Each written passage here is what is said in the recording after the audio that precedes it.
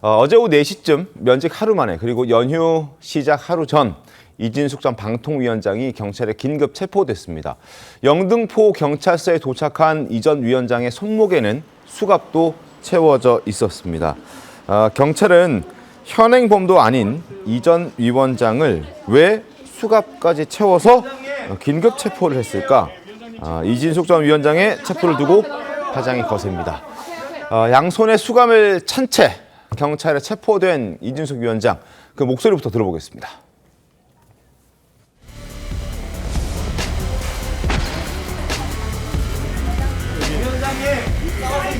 전쟁입니다.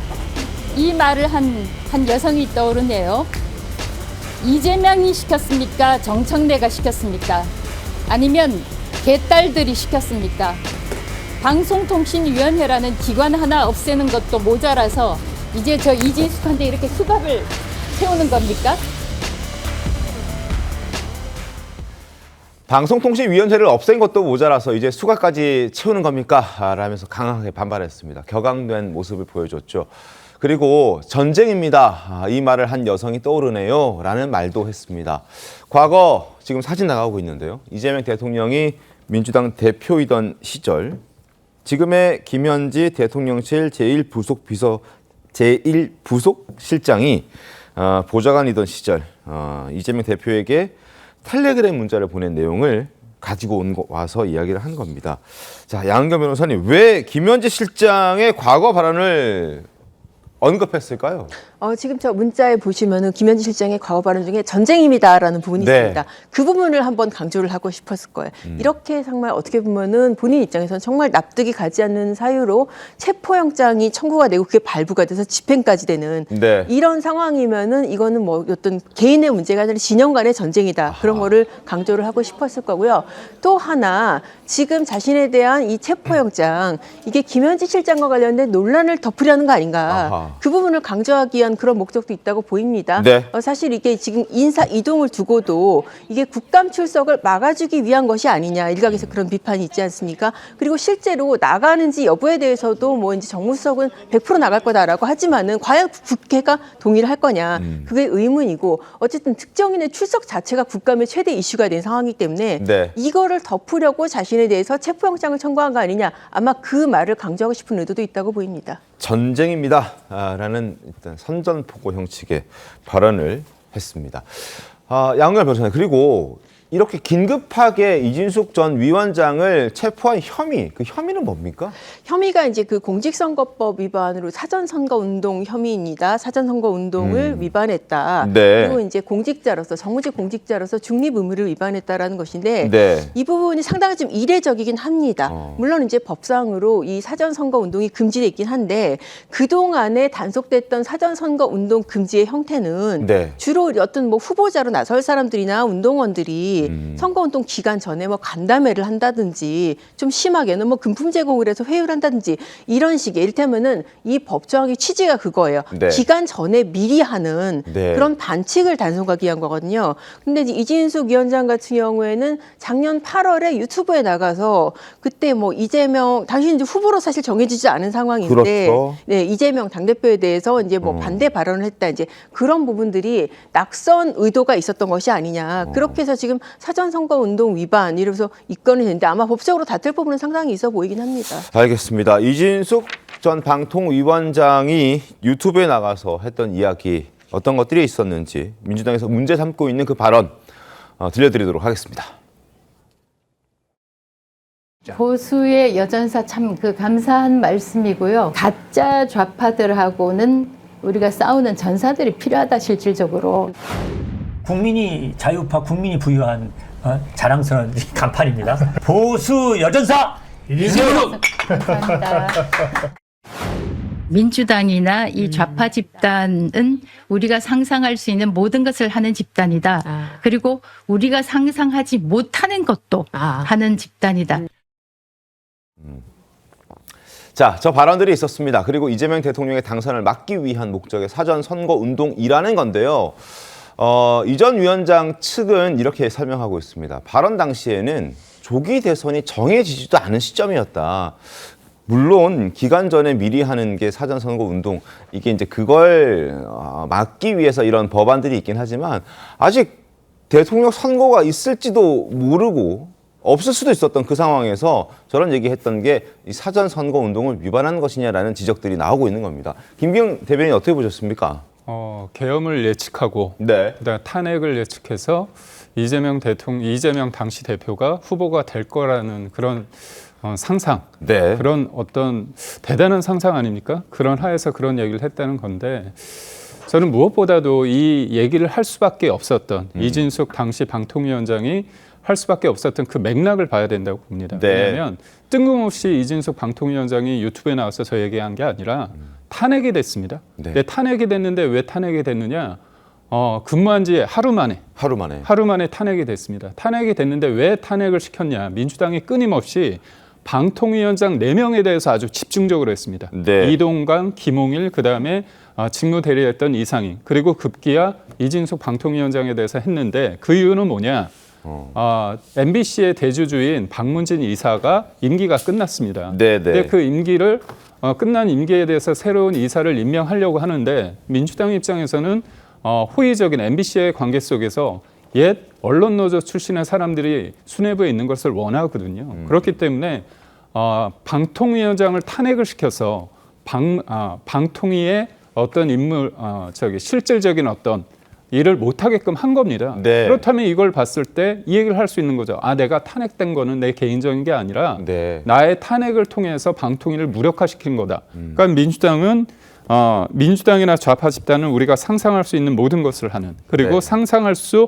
상상하지 못하는 것을 하는 집단이라고 얘기를 했고, 윤석열 전 대통령 탄핵 결정문에도 이런 얘기가 나옵니다. 그러니까 민주당은 법 위반 의혹만으로 네. 탄핵 제도를 오로지 정부에 대한 정치적 압박 수단으로 이용해서 탄핵 제도의 본래 취지를 부합하지 않는다, 그런 얘기까지 했거든요. 그러니까 결국은 그때 맥락상 왜 이준석 방통위원장이 그런 얘기를 했는지에 대한 그런 것도 시민들이 좀 알아야 되지 않을까 싶습니다. 알겠습니다. 그러니까 조기현 변호사님, 지금 이재명 대통령이 아니라 이진숙 전 방통위원장이 이제 변호인이 얘기한 것처럼 당시만 하더라도 대선이 있을 거라고는 예상할 수 없었고, 근데 이제 그런 혐의를 씌워서 긴급 체포하는 게 맞느냐라는 목소리가 나오고 있거든요. 어떻습니까? 체포영장에 기재된 범죄 혐의 사실은 2개입니다. 네. 조금 전에 그 유튜브에 출연해서 했던 발언, 작년 9월, 10월경인데요. 그때는 이 국가공무원법 위반입니다. 네. 국가공무원법에는 공무원은 정치운동을 금지되어 있습니다. 그런데 저 발언들, 가짜 좌파들과 싸우는 전사가 필요하다. 민주당이나 좌파 집단은 상상할 수 없는 모든 것을 하는 집단이다. 네. 정치적 발언이죠. 특정 야당, 자기와 반대편에 있는 야당을 겨냥해서 반대하는 정치적 발언을 한 것은 국가공무원법 위반은 분명합니다. 이제 문제가 되는 것은 올해 3, 4월, 그러니까 대통령 탄핵 사건이 진행 중인 시점에서 SNS에 올렸던 글들입니다. 거기에 대해서도 똑같이 민주당 또 이재명 당시 후보를 비판하는 글들이었습니다. 네. 그러니까 공직선거법상 사전선거 운동은 특정 선거가 확정돼 있지 않더라도 네. 선거가 실시될 것이 어느 정도 확실해지는 시점에서 선거에 관여할 목적으로 당선 또는 낙선 목적의 글을 올리면 위반이 됩니다. 그러니까 4월에 걸쳐서 올라온 SS 글들을 종합해서 볼 때 네. 이진숙 당시 위원장은 곧 대선이 있을 것을 전제한 후에 민주당 또는 이재명 후보의 당선을 막을 목적의 글들을 올렸다. 경찰에 이렇게 혐의 사실을 적시한 것으로 보이고요. 네. 그렇게 보면 판례 전체적인 입장에서 볼 때 근거 없는 것은 아닙니다. 알겠습니다. 양현 변호사님. 근데 사실 이게 지금 대선이라는 게 조기 대선이잖아요. 네. 조기 대선이고 이 작년 12월 3일에 계엄 때문에 지금 치러진 대선이기 때문에 이 발언이 있었던 작년 8월 같은 경우에 대선은 더군다나 생각할 수가 없었던 시점이고 네. 100번 양보해서 지방선거로 보더라도 시점이 사실 너무나 멀기 때문에 그동안 판례상으로 이제 제가 봤던 사안 같은 경우에는 주장했던 사유가 이를테면은 선거 한참 몇 달 전이나 이렇게 해서 어쨌든 당해나 그 다음에 선거 자체는 좀 예정된 그런 사안이어서 과연 이런 경우에도 어떤 그 선거 운동을 앞두고 한 발언이라고 볼 수 있을지는 좀 법적으로 많이 다툴 부분이 있어 보입니다. 알겠습니다. 자, 관련해서 조선일보는 이런 지적을 했습니다. 추석 연휴 하루 앞두고 그리고 면직되고 하루 지나서 이렇게 긴급적으로 기습적으로 이진숙 전 반통위원장을 체포한 것은 경찰의 아첨 수사다라고 국민의힘은 비판하고 있습니다. 물가 잡으라는 안 잡고 물가는 안 잡고 사람 잡고 있다. 경찰이 아첨 수사하고 있다라고 비판을 냈습니다. 지금 야권에서는 이재명 대통령도 5차례나 검찰 소환에 불응했다. 이 부분도 지적하고 있습니다. 같은 논리라면 이재명 대통령도 당시에 긴급 체포됐었어야 되는 것 아니냐라는 지적을 국민의힘에서 하고 있는 거죠. 어제 국민의힘 의원들 장동혁 당대표는 긴급 기자회견도 열었고요. 그리고 몇몇 국민의힘 의원들은 이진숙 전 방통위원장이 체포가 된 영등포 경찰서를 또 긴급 항의 방문하기도 했었습니다. 어제 모습 보여드리겠습니다. 저희가 그 영등포 경찰서장 면담 신청을 했고요. 그 답변을 기다리고 있습니다. 이진숙 위원장 체포 과정에 부당함은 없었는지 적법한 절차에 의해서 진행됐는지 우리 의원님들께서 함께 강력하게 질문을 하였고 이진숙 죽이기는 결국은 국민들의 역풍을 맞을 것이다 이런 생각을 합니다. 나도 저렇게 체포돼서 수갑차고 조사받을 수 있겠구나 하는 두려움에 떨지 않을까 이런 생각을 합니다. 요건에도 맞지 않는 체포를 추석 연휴를 바로 코앞에 두고 이렇게 무도하게 감행을 하고 있습니다. 자, 그리고 또 하나 따져볼 부분은 경찰에서 이렇게 긴급 체포를 하게 된 그 배경으로 설명을 내놓은 것이 서면으로 6차례나 출석 요구서를 보냈는데도 응하지 않았다라는 설명이 있었습니다. 그래서 체포할 수밖에 없었다라는 게 경찰의 설명입니다. 그러나 이진숙 전 위원장은 국회 출석 때문에 경찰 조사를 받을 수 없었던 거다. 그리고 불출석 사유서도 제출했다라는 입장을 밝혔습니다. 그러니까 이렇게 긴급 체포돼서 수갑까지 찰 정도는 아니었다라는 이야기를 하고 있는 겁니다. 일단 목소리 한번 들어보시죠. 마지막 출석 요구가 된 날이 9월 27일이었어요. 그것도 그 출석 요구서도 9월 27일 지나서 받았습니다만 필리버스터가 예정이 돼 있었고 저는 마땅히 기관장으로서 참석을 해야 됐습니다.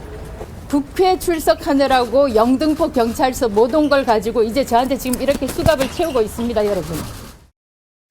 양은관 변호사님이 불출석 사유서를 내면 그걸로 이렇게 체포될 정도는 아니다라는 지적들도 꽤 있던데요. 그렇습니다. 그래서 이제 아마도 법정 다툼을 한다고 하면 이 체포의 적법성에 대해서 상당히 다툼이 있을 것 같습니다. 네. 이 사건 체포 같은 경우에는 긴급 체포는 아니고 이제 체포 영장에 의한 체포입니다. 체포 영장 같은 경우에는 요건이 출석 불응 또는 불응의 우려 그런 부분이 네. 있고요. 실무상으로는 3번 정도 소환 요구를 했는데 응하지 않는다라고 하면 일응 체포 영장 청구 요건은 된다고 보기는 합니다. 네. 근데 지금 뭐 경찰이 6번을 보냈는데 응하지 않았다. 그래서 형식상으로 볼 때는 이 정도면은 체포영장 나올 요건 되는 거 아니야라고 볼 수도 있지만은 또 이진숙 위원장 전 위원장 쪽의 입장은 뭐냐면은 네. 이미 요건이 협의가 됐다는 거예요. 일정이 9월 27일 나오기로 협의가 됐는데 협의가 된 이후에도 경찰이 계속해서 이 출석 요구서를 보냈다. 네. 이것은 결국 어떻게 보면은 외형적으로 체포영장 발부를 위한 요건을 허위로 만든 것이 아니냐라는 주장을 지금 변호인이 하고 있어서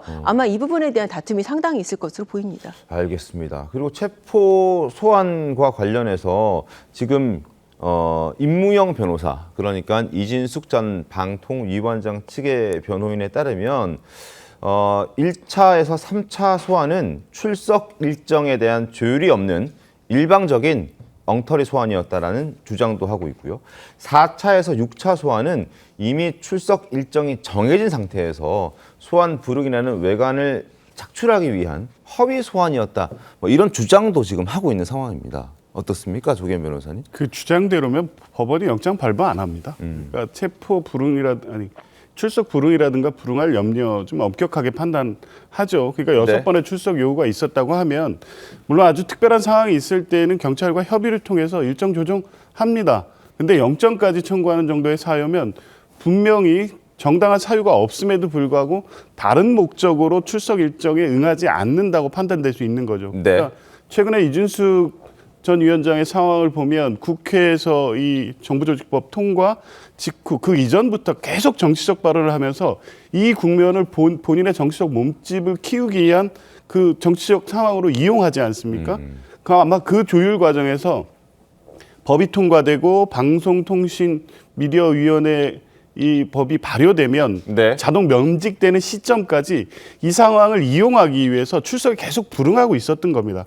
그러니까 6번 중에 뭐 3번은 조율하고 3번은 일정이 확정됐다고 하는데 경찰 판단에는 이 상황에 계속 이용하면서 정치적으로 활용하기 위해서 출석에 불응하고 있다고 판단한 것이고 네. 그 사유를 기재한 체포영장이 발부가 됐다고 하면 법원도 이건 형사소송법상 체포영장 발부 요건에 해당된다고 판단한 것이기 때문에 임무영 변호인의 저 주장은 일방적 주장으로 보입니다. 알겠습니다.